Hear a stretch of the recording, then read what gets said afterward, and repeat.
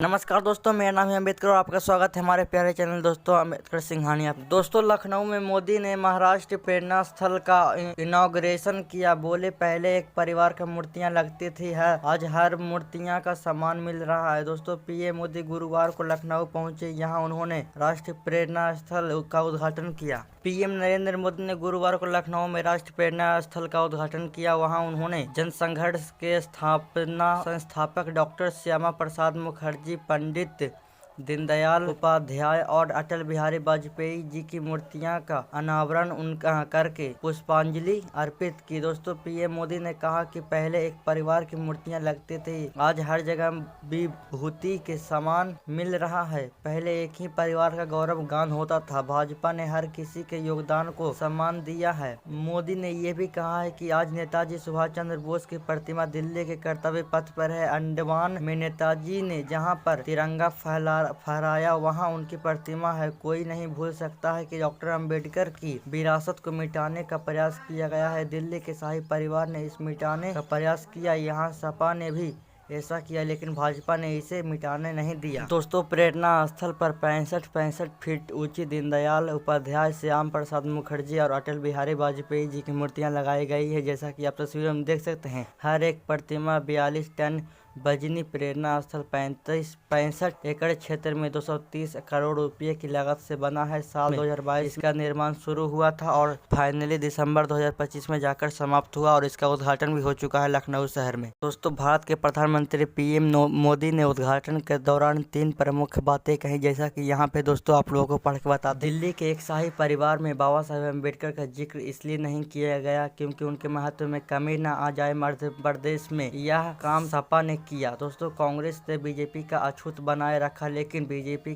के संस्कार अभी का सम्मान करना सिखाता है। हमारे संस्कार ने प्रणब मुखर्जी को भारत रत्न दिया, मुलायम सिंह को भी सम्मानित किया। लखनऊ की धमक पूरे विश्व में है। ऑपरेशन सिंदूर की सफलता में ब्रह्मोस मिसाइल का बहुत बड़ा योगदान है। इस मिसाइल का निर्माण लखनऊ में ही हो रहा है। दोस्तों, इन 3 नेताओं की मूर्तियां बनाई गई थी जिसे प्रधानमंत्री मोदी ने आज उद्घाटन किया। दोस्तों, इसमें पहला नाम है श्याम प्रसाद मुखर्जी, पंडित दीनदयाल उपाध्याय, अटल बिहारी वाजपेयी जी। दोस्तों, मूर्तियों की ऊंचाई 65 फीट की है। धातु कांस्य का बना हुआ है और मूर्तिकार का नाम राम सुतार मंजूराम जो की मूर्ति का निर्माण किया है। दोस्तों, मित्रों, पार्क की क्षमता 2 लाख लोगों की है। म्यूजियम की बात करें तो 6300 वर्ग किलोमीटर में बना है। ये थिएटर की बात करें तो 3000 लोगों की क्षमता है।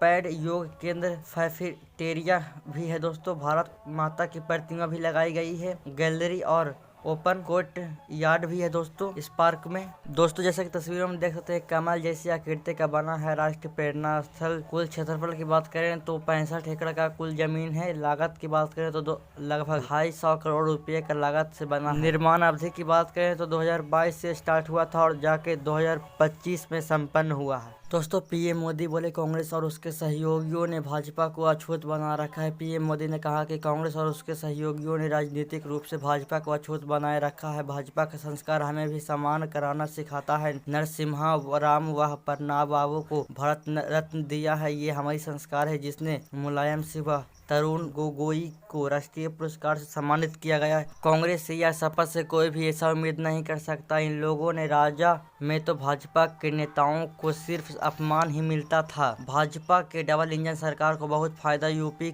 को हो रहा है। यूपी 21वीं सदी के भारत में अपनी अलग पहचान बना रहा है। मेरा सौभाग्य है कि मैं यूपी के सांसद हूँ। यूपी के मेहनतकश लोग एक नया भविष्य लिख रहे हैं। आज यूपी की चर्चा विकास के लिए होती है। यूपी पर्यटन मानचित्र पर तेजी से उभर रहा है। अयोध्या में भगवान राम का भव्य मंदिर, काशी विश्वनाथ धाम दुनिया में यूपी की नई पहचान बना रहा है। महाराष्ट्र प्रेरणा स्थल जैसे स्थानीय पुण्य की नई पहचान बन रही है। यूपी अनुशासन समृद्धि के रूप में और बुलंदी हासिल करे, इस कामना के साथ पीएम मोदी बोले, परिवारवाद की सोच ने छुआछूत को चलाना शुरू किया है। पीएम मोदी ने कहा कि सरदार पटेल ने रियासतों को भारत से मिलाया, लेकिन आज़ादी के बाद उनके काम और कद को छोटा कर दिया गया। भाजपा ने सरदार साहब को मान सम्मान दिलाया जिसके वो हकदार। उनके विश्व की सबसे ऊंची प्रतिमा बनाई गई। आदिवासियों को उचित स्थान नहीं दिया गया। हमारी सरकार ने भगवान बिरसा मुंडा का भव्य स्मारक बनाया। साथियों, देश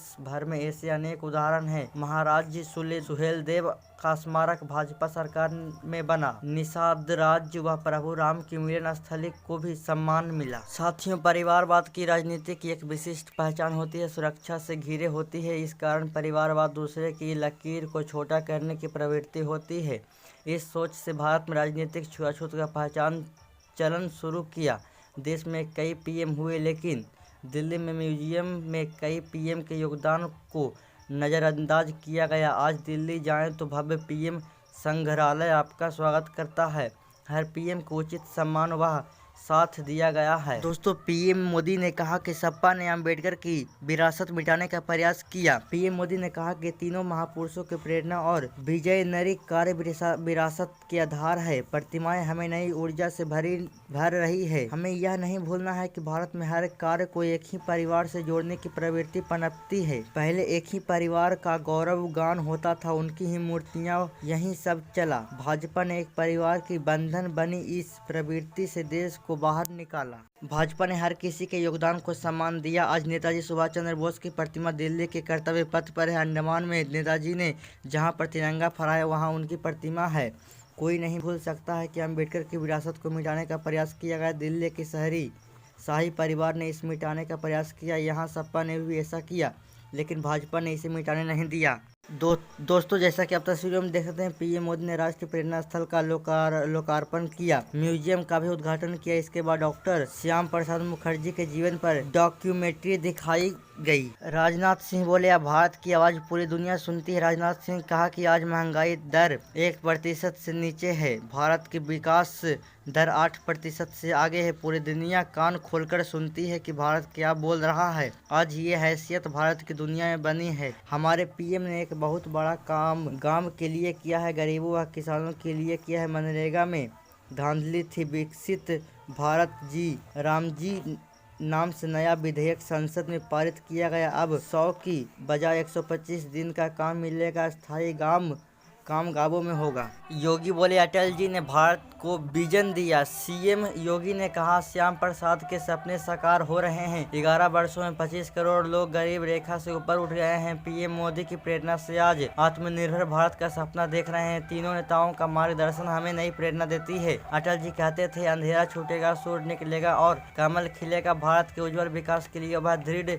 संकल्पित है। अटल जी ने एक पत्रकार और विचारक के रूप में भी भारत का विजन दिया, नेतृत्व दिया। आज हमें उसे विकास के नए रूप में देख रहे हैं।